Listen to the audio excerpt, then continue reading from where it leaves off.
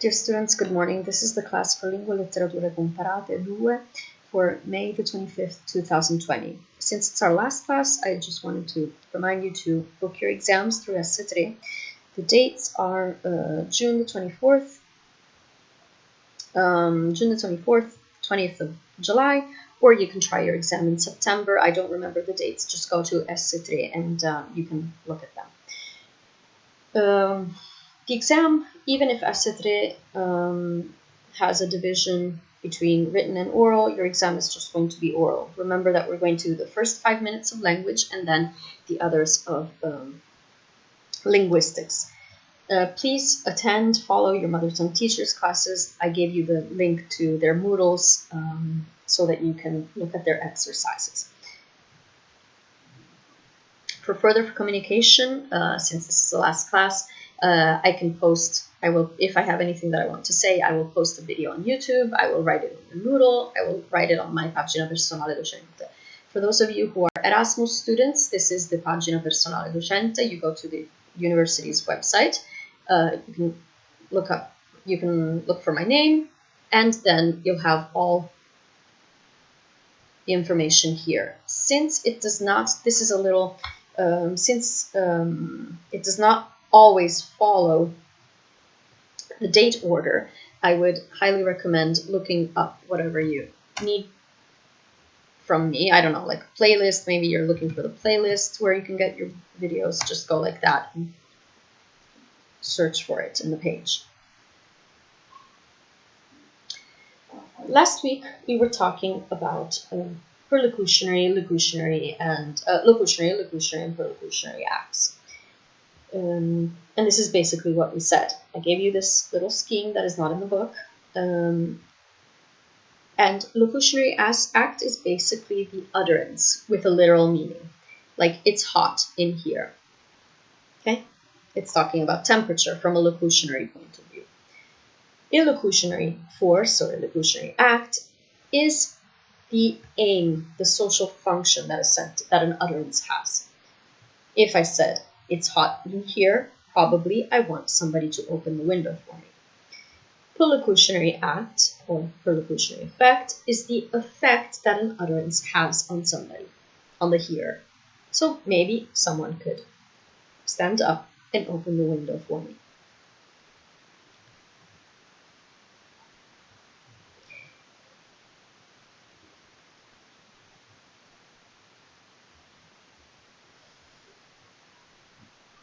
Then we talked about felicity conditions. That are the conditions that have to be satisfied in order to convey a message, let's say. For instance, I gave you this case. Going back to opening the window, one of the felicity conditions that has to be satisfied is that there is a certain authority. The speaker has to have authority over the hearer. I don't know, if the servant says to the queen, open the window, that does not satisfy the felicity condition. Vice versa, if it's the queen that says to the servant, open the window, that does.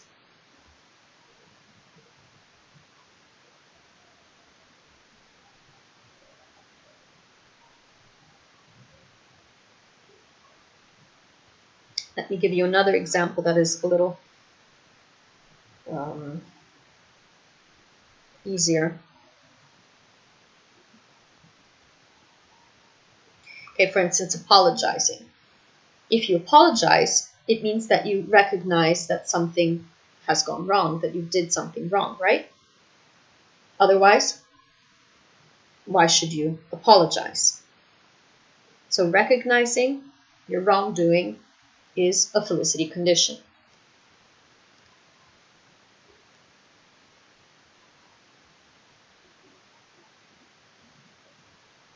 For today's unit, direct and indirect illocutions.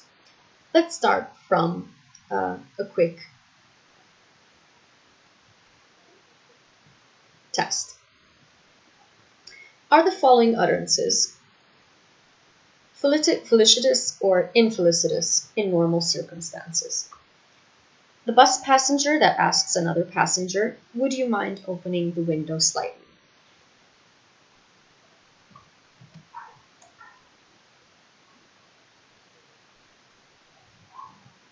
or a hospital visitor saying to a patient with arms in plaster, "Pass the grapes, please."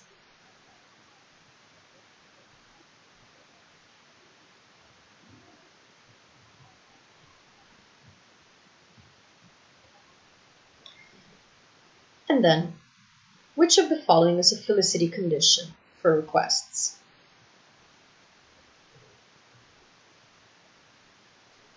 That the speaker is able to carry out the action described, that the hearer be able to carry out the action described, or C, that the hearer wants to carry out the action described.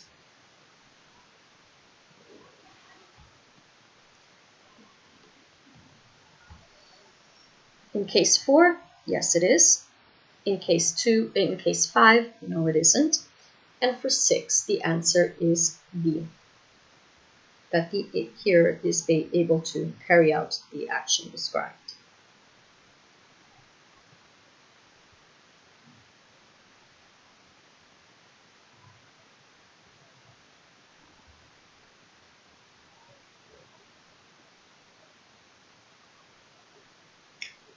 So now let's get into the definition that your book wants to introduce for this unit. And it's about direct and indirect illocutions. Remember that illocution is the social force, the aim that is behind saying something. Okay? So you have to consider cases like this, where an illocution has both a literal and a non-literal reading.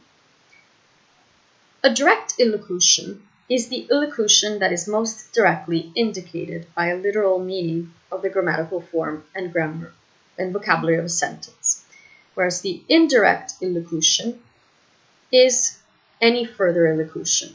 What does this mean? Let's look more practically at the case of "Can you pass the salt?"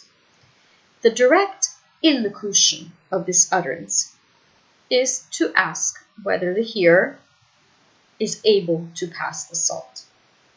But the indirect illocution is the reason that is behind this locution, right? He wants the hearer to pass the salt.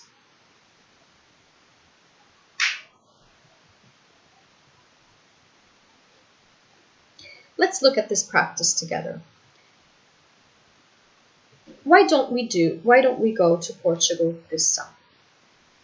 The direct illocution of this utterance is to ask if these people can go or not go to Portugal. But the indirect illocution that is behind here is to suggest to go to Portugal.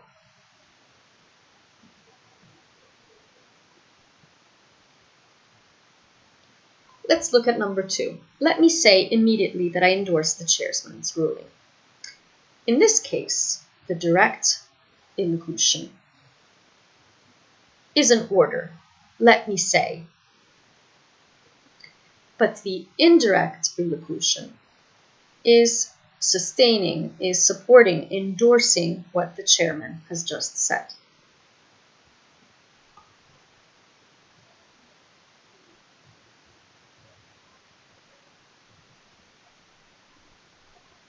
Number 3, I believe you may have been looking for me.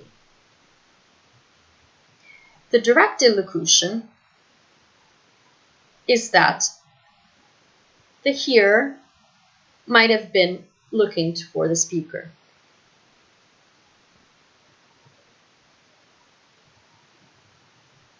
Well, actually, sorry. The direct one is that he is to assert that the speaker believes that he might be looking for the speaker. The indirect one is asking whether the hearer has been looking for the speaker.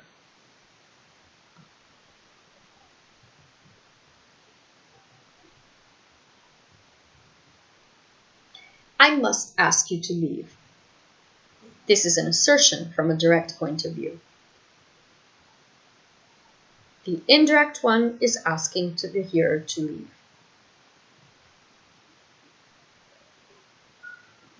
And the last one, don't you think you ought to phone your mother? This is just a question, asking, but the indirect purpose that is behind it is suggesting that the hearer should phone his mother.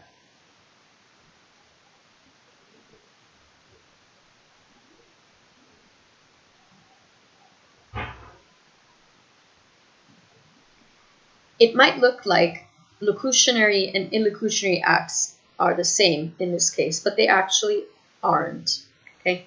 Because here, you're looking for the force that is behind what these people are saying.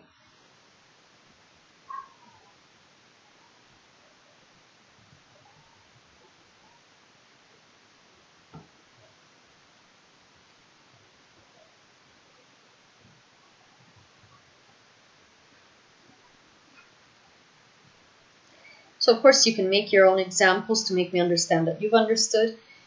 And more importantly, beyond the exam, always try to think what is behind what people are saying and how they use words and how you use words to get what you want, basically. And now let's get into the last unit that we're going to study together about conversational implicature. Remember what we said about entailment. If you don't, go back to the class from a couple of weeks ago. And we'll try this entry test together. There are two pairs of sentences. You have to figure out whether the column A entails what is said in column B. John is a bachelor. John is a man. Eliza plays the fiddle. Someone plays a musical instrument. I've done my homework. I haven't brushed my teeth. Some of the students came to my party. Not all of the students came to my party. Mary owns 3 canaries. Mary owns a canary. John picked up a tulip. John didn't pick up a rose. So the ones that do entail column B are 1, 2,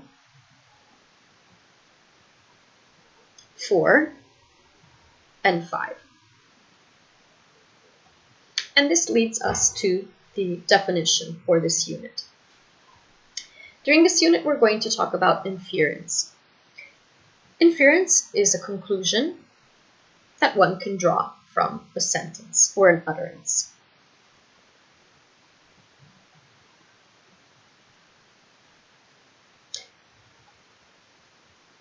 For instance, if I asked, do any of John's daughters speak a foreign language?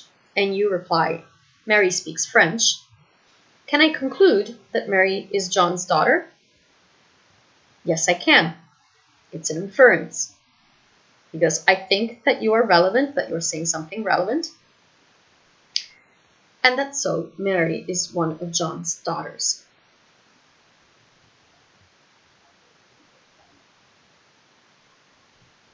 It implies, if you answer Mary speaks French, it implies that Mary is John's daughter.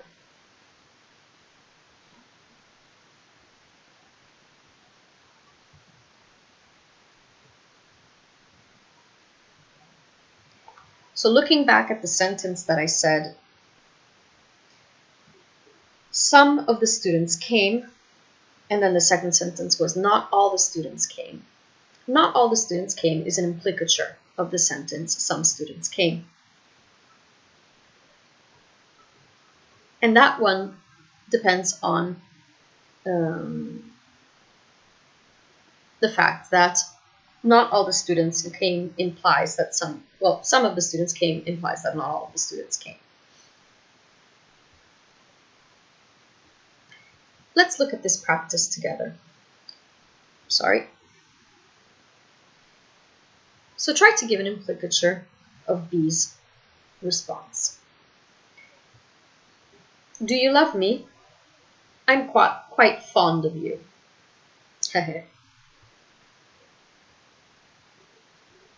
Was there a fiddler at the bar last night? There was a man scraping a bow across a violin. Do you like my new carpet? The wallpaper's not bad.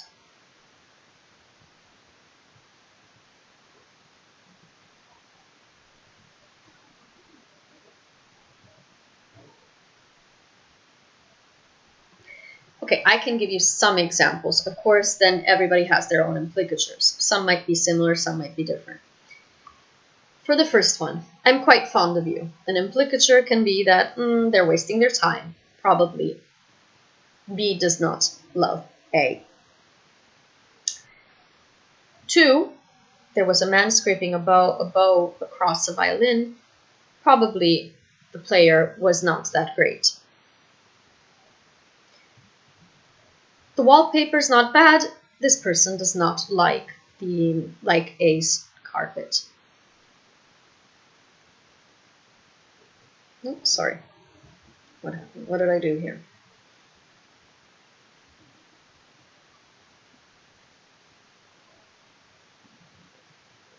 Okay, so that's basically what you have to know for Unit 26. You notice that I skipped some units. That's fine. Don't worry about it. This is what I want you to know.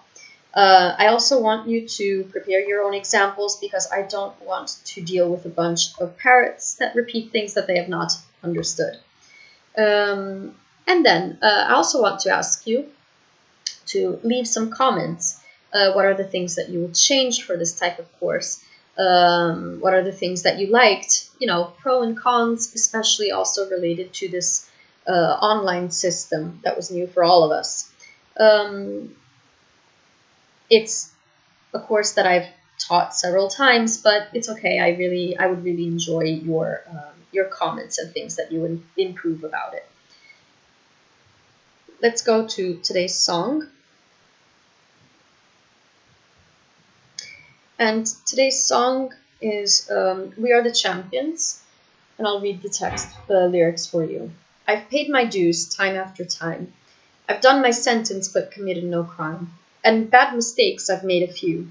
I've had my share of sand kicked in my face, but I've come through.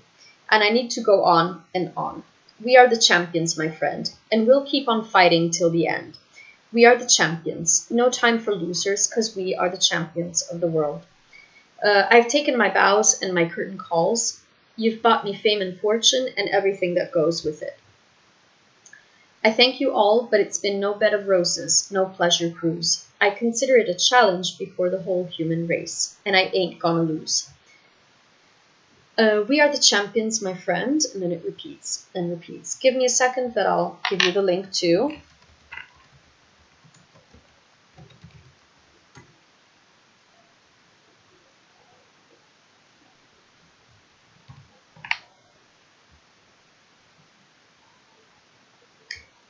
Thank you very much for watching, and see you for your exams. If you have any questions, just send me an email.